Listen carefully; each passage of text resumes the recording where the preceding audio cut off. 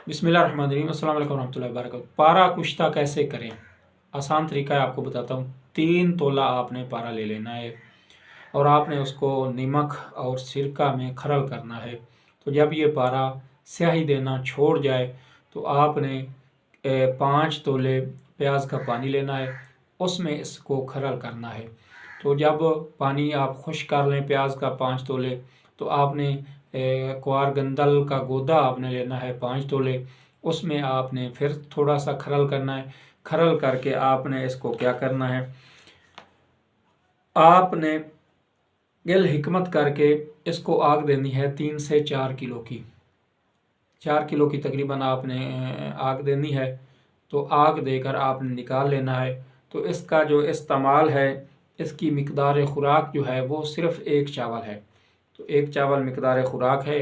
ग़िज़ा के बाद मक्खन से दे सकते हैं, मलाई से दे सकते हैं। सुस्ती, नामर्दी, जरियान, इख्तिलाम, इन सब का ये ख़ात्मा करेगा। आपने 1 हफ़्ता 10 दिन से ज़्यादा इसको इस्तेमाल नहीं करवाना। इंशाल्लाह जो भी आपको रिज़ल्ट मतलूब होगा वो हफ़्ता 10 दिन में आपको मिल जाए।